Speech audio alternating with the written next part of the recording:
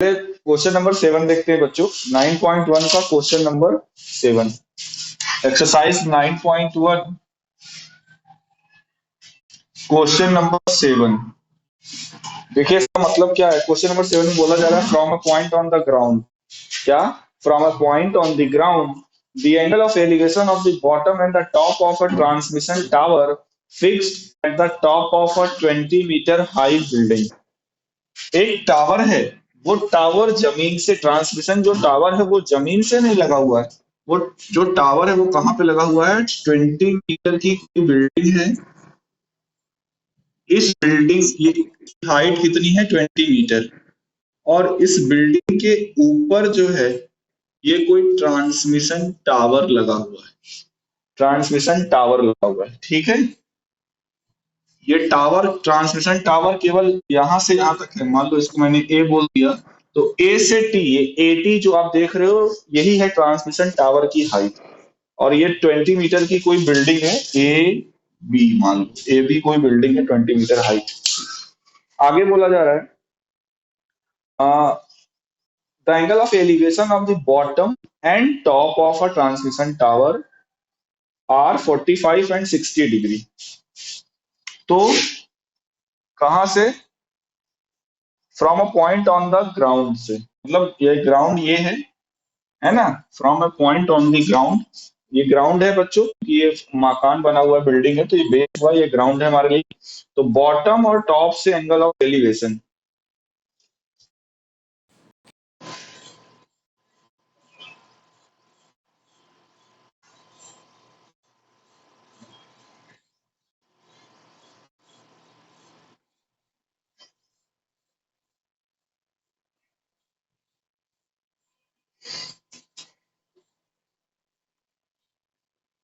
Network की problem थी बच्चों।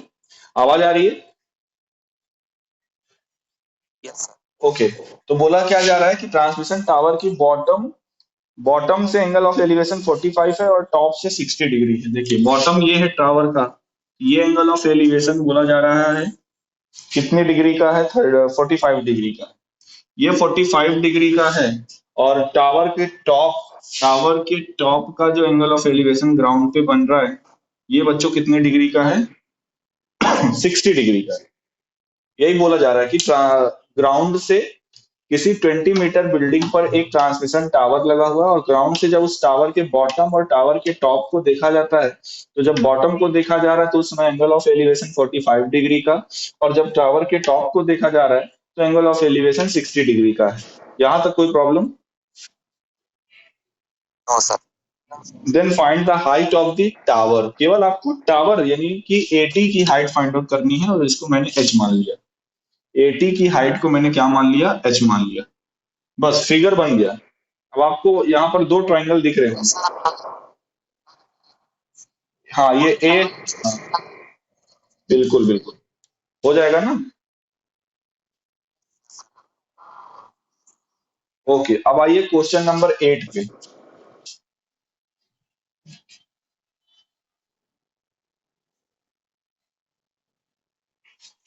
क्वेश्चन नंबर 8,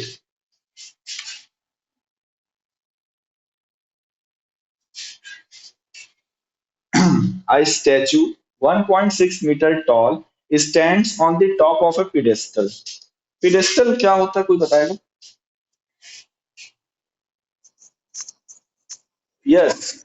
अब अब जैसे सपोज करो कोई भी स्टैचू जब लगा होता है बच्चों, तो स्टैचू एकदम जमीन से तो लगा नहीं होता। उस स्टैचू जो जिस भी पर्सन का है ना, तो उसके लिए एक पेडिस्टल तैयार किया जाता है। हाँ हाँ हाँ, यस यस यस, वो पिडेस्टल हुआ।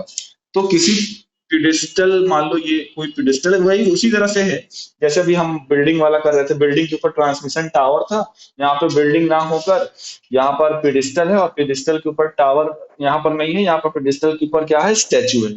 और इस स्टैचू जो है बच्चों, ये किसी का स्टैचू है, और इस स्टैचू की जो हाइट है वो 1.6 मीटर मेरे ख्याल से दी हुई, राइट। स्टैचू की जो हाइट है वो क्या बोला जा रहा है, 1.6 metre toll A statue 1.6 meter tall stands on the top of a pedestal from a point on the ground. The angle of elevation of the top of the statue is 60 degree. मतलब ground से जब इसके statue को top को देखा जाता है बच्चों, तो यहाँ पर ग्राउंड से जब टॉप को देखा गया तो एंगल ऑफ एलिवेशन 60 डिग्री का है। कोई दिक्कत यहाँ तक किसी को? आगे आगे बोला जा रहा है and from the same point the angle of elevation of the top of the pedestal. अच्छा, पिडिस्टल का टॉप क्या है? जो पिडिस्टल का टॉप है वो स्टैचू का बॉटम है, राइट? स्टैचू का बॉटम बोले या पिडिस्टल का टॉप? तो जो पिडिस्टल का टॉप हमारे लिए ए है, इस पर एंगल ऑफ एलिवेशन कितने डिग्री का बोला जा रहा है? 45 डिग्री का। 45 डिग्री का। तो कहीं ना कहीं ये प्रीवियस क्वेश्चन से कनेक्ट हो गया कि नहीं? अब यहाँ पर इसकी हाइट निकालना, find the height of the pedestal. वहां पर इसकी हाइट निकालनी थी, यहाँ पर ये जो पिडिस्टल है इसकी हाइट निकालनी। सेम प्रोसेस बच्चों, वही पूरा का पूरा वही। इस पॉइंट को चाहे तो आप बी मान लो। अब क्या करो, पहले in triangle A G B, A G B में आप क्या लगाओ, tan 45। ए जी बी में आप क्या लगाओ, tan 45। तो tan 45 इक्वल्स टू हो जाएगा h upon G B, h upon G B. और tan 45 की वैल्यू 1 होती है, सभी को पता है, तो ये हो जाएगा 1 equals to h upon G B. G B को उधर 1 से मल्टीप्लाई कर दो, तो ये हो जाएगा क्या यहाँ, G B equals to h। यानी जो ये बेस आप देख रहे हो, इसकी वैल्यू कितनी आई है अभी, एच आई है। अब हमारे पास एक और ट्राइंगल है बच्चों, कौन सा, एस जी बी, बड़ा वाला triangle. Now again in triangle S G B, tan 60 degree, tan 60 degree equals to 1.6 plus H upon H, यही होगा, है ना? और tan 60 डिग्री की वैल्यू होती है √3 equals to 1.6 plus H upon H. H को उधर भेज दो, तो √3h equals to 1.6 plus H. यहां तक किसी कोई प्रॉब्लम? प्लस एच को उधर भेज दो, प्लस एच इधर जाएगा तो माइनस हो जाएगा, √3h minus H equals to 1.6। H common ले लो बच्चों, तो ये हो जाएगा √3 माइनस 1 इक्वल्स टू 1.6। यहां तक कोई प्रॉब्लम? अब यहां से h की वैल्यू क्या हो जाएगी बच्चों, h की वैल्यू हो जाएगी 1.6 अपॉन √3 माइनस 1, हो जाएगा कि नहीं? रैशनलाइज कर दो, √3 प्लस 1 से ऊपर नीचे मल्टीप्लाई कर दो, ये हो जाएगा 1.6 इंटू में √3 प्लस 1, और अपॉन में बच्चों a plus B, a minus B करोगे 2 आएगा क्या, है ना? और 2 से जब इसको काटोगे तो ये आ जाएगा 0.8, क्योंकि ऊपर, तो 0.8 और इंटू में √3 प्लस 1 मीटर। अगर आपको एग्जैक्टली वैल्यू चाहिए तो √3 की वैल्यू रख के आप सिंप्लीफाई कर सकते हो, राइट? किसी को कोई प्रॉब्लम?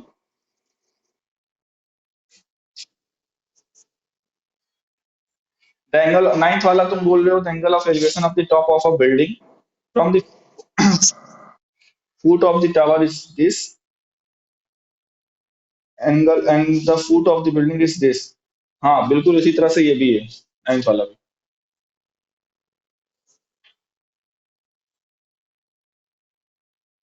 और किसी का कोई क्वेश्चन अभी तक में? ये वाला रफ कर दे, समझ में आया? ओके, हाँ बोलो, कोई क्वेश्चन? नहीं है तो फिर मैं बताऊं?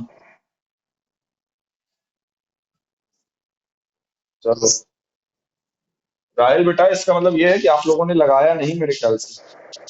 क्यों? ओके, चलिए, तो मैं बता रहा हूँ क्वेश्चन नंबर 15। क्वेश्चन नंबर 15 अच्छा क्वेश्चन है बच्चों, ध्यान से समझिएगा, जहां पे दिक्कत होगी पूछिएगा। तो सबसे पहला काम तो पहले फिगर बनाते हैं। देखिए बोला क्या जा रहा है, straight highway leads to the foot of a tower. A man standing at the top of a tower observes a car at an angle of depression of 30 degree. किसी टावर के ऊपर कोई आदमी खड़ा हुआ है, मान लो वो शाश्वत मिश्रा है, ऊपर से कूदने की कोशिश कर रहा है, और ये क्या है कि स्ट्रेट हाईवे है, ठीक है। और यहाँ पर जो टावर के ऊपर खड़ा है वो एक कार को ऑब्जर्व करता है। बच्चों यहाँ से क्या हो रही है, एक कार इस टावर के फुट के डायरेक्शन में आ रही है। इधर टावर के फुट, ये हाईवे है, और यहाँ पर एक कार इस डायरेक्शन में आ रही है। यहाँ तक कोई दिक्कत?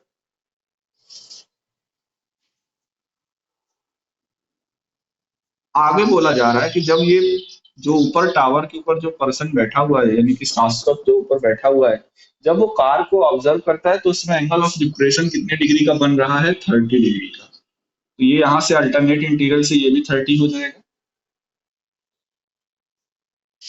ओके, आगे बोला जा रहा है which is approaching to the foot of the tower with a uniform speed. Car की स्पीड क्या है, यूनिफॉर्म स्पीड है, किसी यूनिफॉर्म स्पीड से। तो चाहे तो आप साइड में मान भी सकते हो, यूनिफॉर्म स्पीड को let the uniform speed of the car, let the uniform speed of the car equals to X metre per second. हम अभी मीटर पर सेकेंड में ले रहे हैं। हमने कार की स्पीड को क्या मान लिया, यूनिफॉर्म स्पीड से कार इस डायरेक्शन में जा रही है, इसके फुट की तरफ जा रही है, और इसको हमने एक्स मीटर पर सेकेंड मान लिया। बोला क्या जा रहा है, 6 सेकेंड लेटर, 6 सेकेंड बाद अगर कार इस डायरेक्शन में जा रही है, तो जब वो पर्सन फिर से ऑब्जर्व करेगा तो कार यहाँ से कुछ सपोज करो यहाँ पर आ गई, ये कार की सपोज करो न्यू पोजीशन है, जिसको मैं बोल दे रहा हूँ बी। 6 सेकेंड यहाँ, यानी सी से बी तक आने में कार को कितना समय लगता है, 6 सेकेंड का समय लगता है, ठीक। और बोला ये जा रहा है कि जो शाश्वत ऊपर बैठा हुआ है फिर से जब उस कार को ऑब्जर्व करता है तो इस टाइम एंगल ऑफ डिप्रेशन बढ़ेगा या घटेगा, बताइए, 30 से ज्यादा होगा या कम होगा, जब शाश्वत अब इस कार को देख रहा है। अब बोला जा रहा है अब इन्होंने जब देखा कार को तो कार का जो एंगल ऑफ डिप्रेशन इनकी आंखों पर बना वो 60 डिग्री का बना। तो यहाँ पर ये हो जाएगा अल्टरनेट इन 60 डिग्री। यहाँ तक कोई प्रॉब्लम? ओके। अब बोला ये जा रहा है आगे क्वेश्चन में, find the time taken by the car to reach the foot of the tower from this point। मतलब कहां से, पॉइंट बी से। मान लो ये पॉइंट एफ है जो कि टावर का फुट है, तो बी से एफ तक आने में कार को कितना समय लगेगा, हमको बच्चों चाहिए टाइम। क्वेश्चन समझ में आया? कोई दिक्कत किसी को?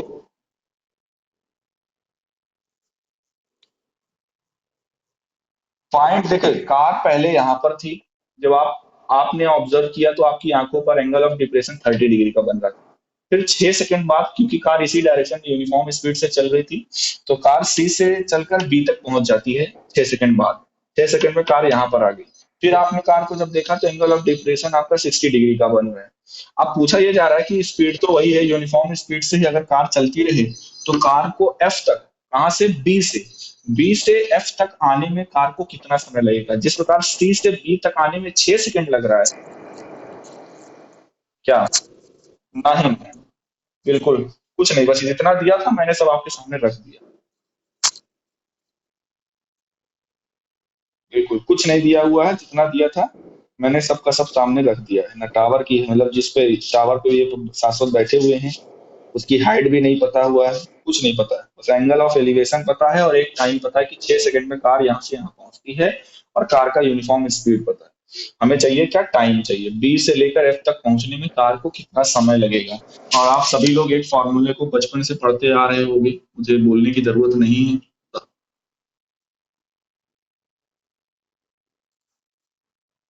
हाँ बिल्कुल, और ये फिजिक्स भी आप लोग पढ़ते होंगे। ओके, मान लेते हैं थोड़ी देर के लिए, देखिए हमें चाहिए कहां से, बी से लेकर एफ तक का टाइम चाहिए। अच्छा बच्चों ये बताइए, टाइम चाहिए हम मान रहे हैं, और टाइम अगर यहां से फॉर्मूला देखिए, टाइम इक्वल्स टू क्या होगा, डिस्टेंस अपॉन स्पीड। यानी अगर दो चीजें पता चल जाए, क्या, डिस्टेंस और स्पीड। हम बी से, हाँ, इस डिस्टेंस को हम मान ले रहे हैं Y, let B F equals to Y metre. अगर हम डिस्टेंस को y मान लें, कोई प्रॉब्लम? अच्छा, y हम डिस्टेंस मान लिए और time, sorry, distance upon speed होता है टाइम इक्वल्स टू, तो कहीं ना कहीं स्पीड तो हमें पता है ना, स्पीड x माने हुए है कि नहीं, यूनिफॉर्म है वो तो।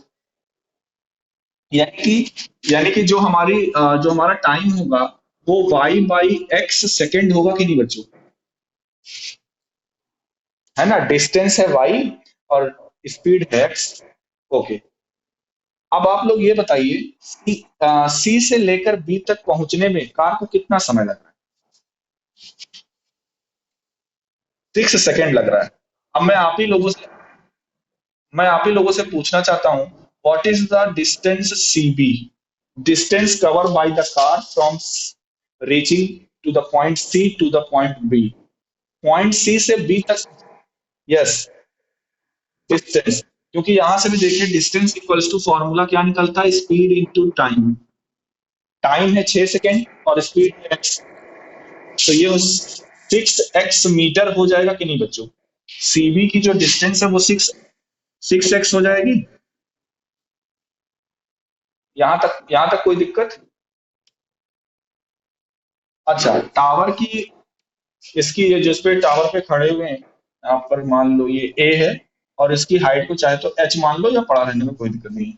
अब हम लेने जा रहे हैं, हमारे पास दो ट्राइंगल है, एक ए बी एफ है, तो पहले ले रहे हैं A B F. In triangle A B F, tan 60 degree equals to H by Y, होगा कि नहीं? tan 60 की वैल्यू √3 होती है, तो √3 equals to H upon Y, और यहां से बच्चों एच की वैल्यू हो जाएगी √3 वाई। कोई दिक्कत? इसको मान लीजिए इक्वेशन नंबर 1। हमने एच की वैल्यू निकाल ली √3 वाई, क्योंकि एच का हमारे लिए कोई रोल भी नहीं है यहाँ पर, एच की वैल्यू हमने वाई की फॉर्म में निकाली। अब हमारे पास बच्चों एक ट्राइंगल और है कि नहीं?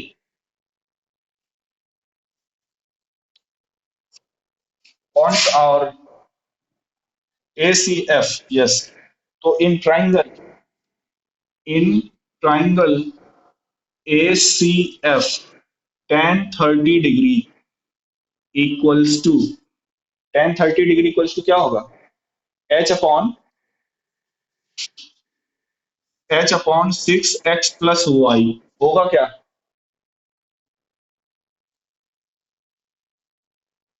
समझ में आ रहा है ना सभी को? किसी को कोई प्रॉब्लम हो तो पूछ लो।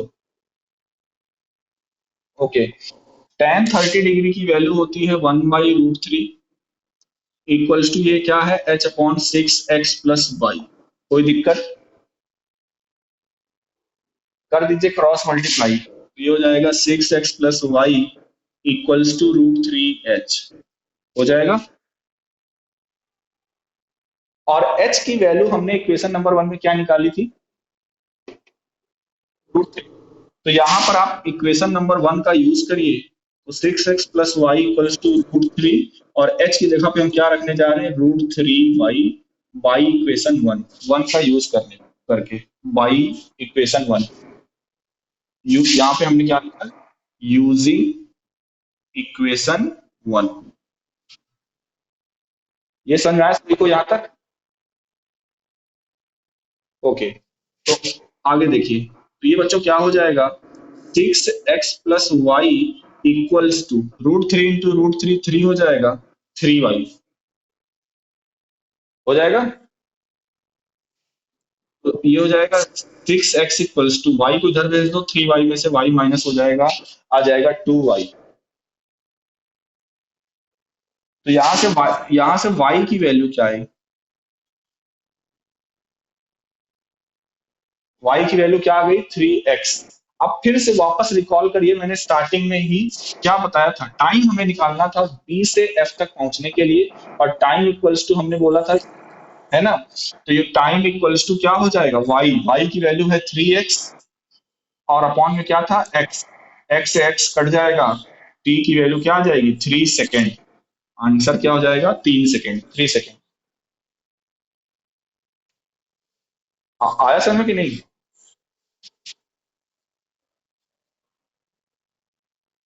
तो ये अच्छा क्वेश्चन, सबसे अच्छा क्वेश्चन बच्चों पूरे एक्सरसाइज में, इसमें एनसीईआरटी में जो दिया हुआ सबसे अच्छा क्वेश्चन यही था, क्योंकि इसमें टाइम वगैरह पूछा था। बाकी सब में तो हाइट डिस्टेंस यही पूछा था। तो रफ कर दें इसको। हाँ, तो लॉन्ग में, हाँ 5 मार्क्स में ऐसे ही क्वेश्चंस आपको मिलेंगे। कुछ प्रूविंग वाले क्वेश्चंस भी हम आप लोग को कराएंगे अगले लेक्चर में, क्योंकि एनसीईआरटी के अलावा भी कुछ क्वेश्चंस हैं जो आते हैं पेपर में, तो उसके क्वेश्चंस भी हम आपको कल कराएंगे। ठीक है, एनसीईआरटी के अलावा। और एक क्वेश्चन और मैं बता दे रहा हूँ, क्वेश्चन नंबर 16। ये भी थोड़ा सा अलग है, बट इतना टफ नहीं है आसान ही, लेकिन देखिएगा। क्वेश्चन नंबर 16, और उम्मीद करता हूँ बाकी बचे हुए क्वेश्चंस आप लोग लगा लोगे। हाँ, रेफरेंस के हम भी कुछ क्वेश्चंस हम रखेंगे, और हम भी लाएंगे क्वेश्चन कुछ। क्वेश्चन नंबर 16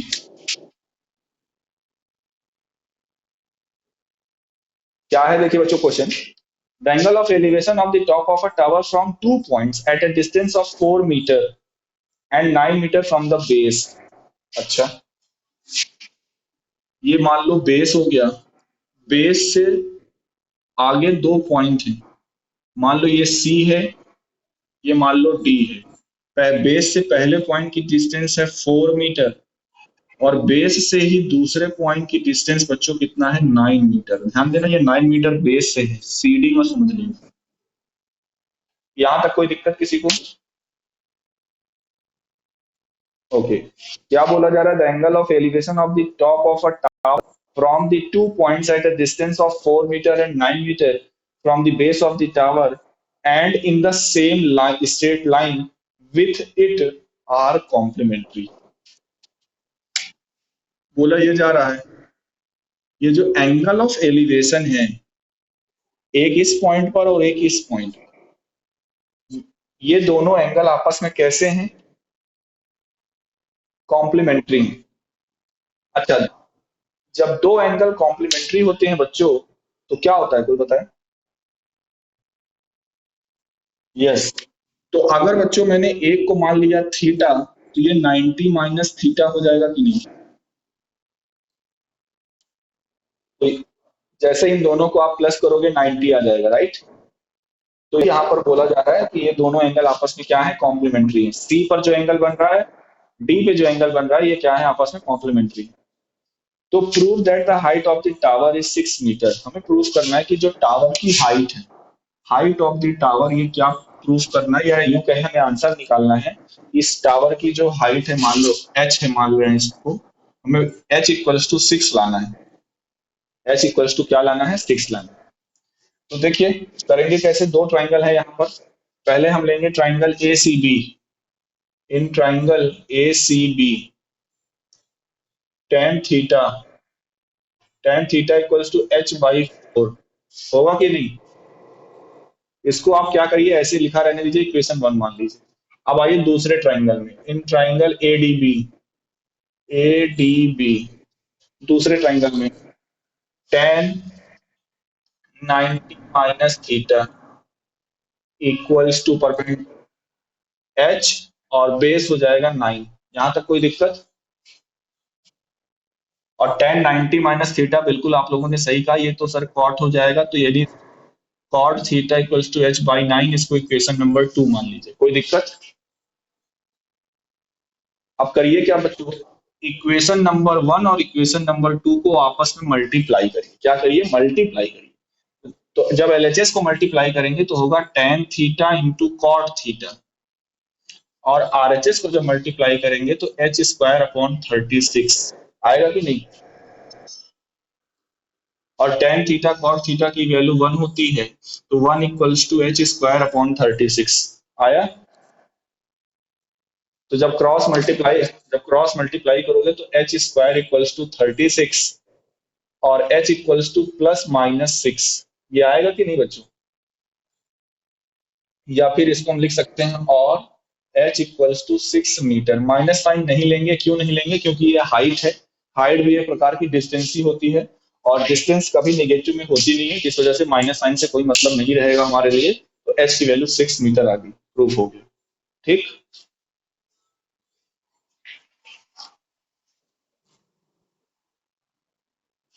जब आप इस देखो ये मैथमेटिक्स में ये है कि जैसे कहीं पे लिखा हुआ है X square equals to one, क्या लिखा हुआ है X square equals to one, तो इसका मतलब ये होता है कि एक्स की दो वैल्यू क्या, आप स्क्वायर जब हटाते है ना, जब स्क्वायर आप हटाते हो तो वन के ऊपर रूट लगता है, तो जब भी रूट लगता है ध्यान दीजिएगा हमेशा उसके पहले प्लस माइनस लगता है, तो ये इसकी वैल्यू हो जाती है X equals to plus minus one, यानी ये जो मैंने लिखा हुआ है X square equals to one, इसकी दो,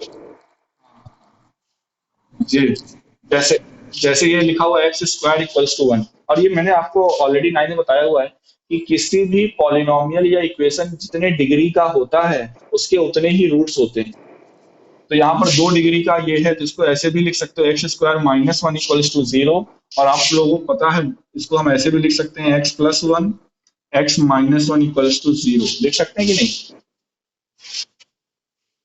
तो एक बार आप x प्लस वन को जीरो के इक्वल करो, एक बार x माइनस वन को जीरो के इक्वल करो, यहाँ से x की वैल्यू माइनस वन आएगी, यहाँ से x की वैल्यू प्लस वन आएगी, दो वैल्यू आ गई, ठीक है। तो इसीलिए यहाँ पर भी वही सेम चीज है, एच स्क्वायर इक्वल्स टू 36 था, तो हमने H equals to plus minus six लिखा, माइनस सिक्स से यहाँ पर कोई मतलब हमारे लिए है नहीं क्योंकि हाइट है एच हमारे लिए और हाइट निगेटिव में होगी नहीं, जिस वजह से एच इक्वल्स टू हमने पॉजिटिव वाला लिया है 6 मीटर। आप अगर डायरेक्ट भी 6 लिख दोगे तो कोई नंबर नहीं कटेगा, बस मैं मैथमेटिक्स के सिस्टम को,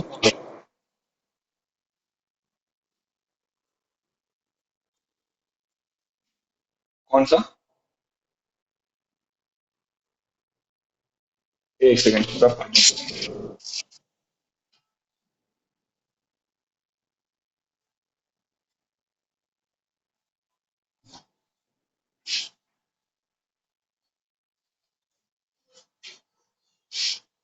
बोलो।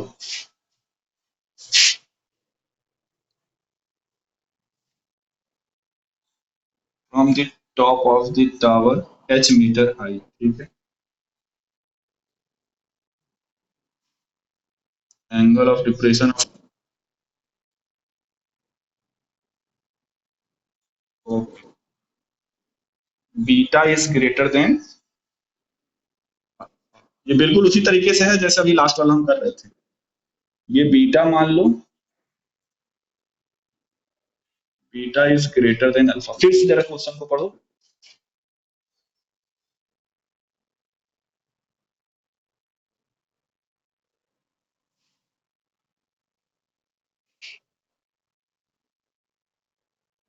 Okay, A B C D, देखो एंगल ऑफ डिप्रेशन बोल रहा है तो यहाँ पर हम काम क्या करेंगे, यहाँ पे एक पैरेलल ऐसे लाइन ड्रॉ कर देंगे, ये वाला एंगल अल्फा होगा, ये वाला एंगल बीटा होगा, बीटा बड़ा है अल्फा से कि नहीं, है ना, यही बोला भी जा रहा है, बीटा जो है अल्फा से बड़ा होना चाहिए, ये बोला भी जा रहा है, और जैसे जैसे आप इसके टावर के फूट के करीब आओगे तो एंगल बढ़ता ही है, आपको ऑलरेडी पता ही है, तो बीटा यहाँ पर होगा अल्फा, ओके। हाँ तो हमें क्या फाइंड आउट करना है, फिर से एक बार पढ़ दो उस क्वेश्चन में, भूल गया।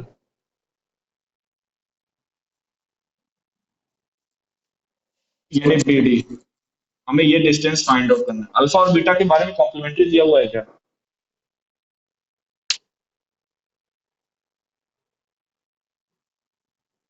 स्टार्टिंग से पढ़ो जरा।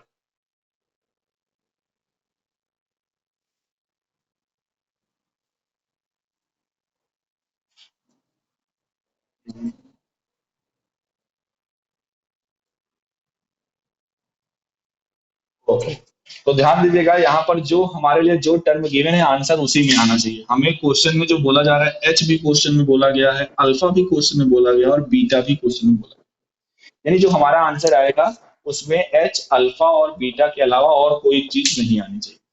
फिलहाल हम इस बी डी को मान ले रहे हैं एक्स और इसको मान ले रहे हैं सी डी को वाई, ठीक है, हम बी डी की डिस्टेंस को एक्स मान ले रहे हैं और सी डी को क्या मान ले रहे हैं वाई, कोई दिक्कत किसी को।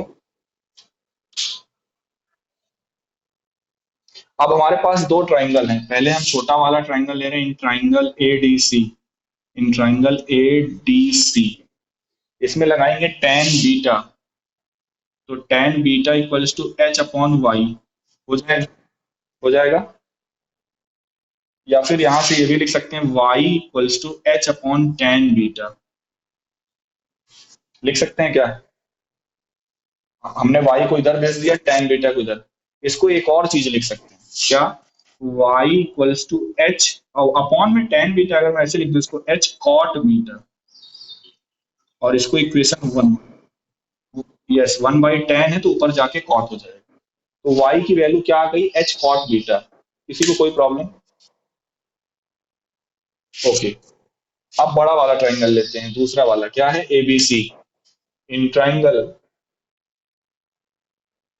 ABC tan alpha equals to H upon X plus Y, यही होगा।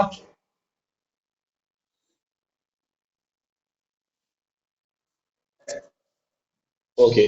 अब क्या करिए, एक्स प्लस वाई को क्रॉस मल्टीप्लाई कर दीजिए, तो ये हो जाएगा क्या? X tan alpha plus Y tan alpha equals to H, हो जाएगा। कोई दिक्कत? ओके। यहां से हम लिख सकते हैं X tan alpha plus Y की वैल्यू अभी भी हमने यहाँ पे बच्चों निकाली है एच कॉट बीटा, तो यहाँ पे रख दो, ये हो जाएगा H cot beta tan alpha और इक्वल्स टू में है एच। अगली लाइन में X tan alpha equals to H minus इस पूरे टर्म को आरएचएस में भेज दो, तो H cot beta tan alpha. आप चाहो तो यहाँ से X tan alpha equals to H आप अगर कॉमन ले लो तो ये आ जाएगा वन माइनस इसको फिर से ten alpha upon tan beta, ऐसा लिख सकते हैं कि नहीं? ये जो कॉट बीटा, ये जो कॉट बीटा था तो इसको वन बाई टेन मैंने फिर से लिख दिया। अब ये हो जाएगा X tan alpha equals to H, और टेन बीटा क्या करो, एलसीएम ले लो। जब टेन बीटा एलसीएम ले लोगे तो ऊपर क्या आ जाएगा? Ten beta minus tan alpha और अपॉन में टेन बीटा, होगा कि नहीं? बोलो। अब हमें देखिए चाहिए क्या था? बस, हाँ बस एक सेकंड, लास्ट लाइन। अब देखिए यहाँ पे x के मल्टीप्लाई में टेन अल्फा है, इसको मैं टेन अल्फा पे इंटू में है, यहाँ पे आ जाएगा साइड में, तो टेन अल्फा इंटू टेन, और यही आपका आंसर हो जाएगा। फाइनली x की वैल्यू हमें चाहिए थी, ये हो जाएगा आंसर। h इंटू में ten beta minus tan alpha upon में, चाहे टेन अल्फा बीटा बोलो चाहे टेन बीटा अल्फा बोलो, कोई दिक्कत नहीं, यही हो जाएगा आपका आंसर। फिर से देख लीजिए क्वेश्चन को जल्दी से। हमें x की वैल्यू चाहिए थी, दोनों पॉइंट्स के बीच की डिस्टेंस चाहिए थी। ये अल्फा दिया है, ये बीटा दिया, इसको हमने x मान लिया, इसको y मान लिया। पहले हमने ट्राइंगल एडीसी लिया, इसको सॉल्व किया, tan beta equals to H upon Y, और यहाँ से y की वैल्यू क्या हो जाएगी? जब सॉल्व करेंगे तो आएगा एच कॉट बीटा। फिर पहले इक्वेशन में यहाँ तक में किसी को कोई प्रॉब्लम नहीं होगी मेरे ख्याल से, ठीक है।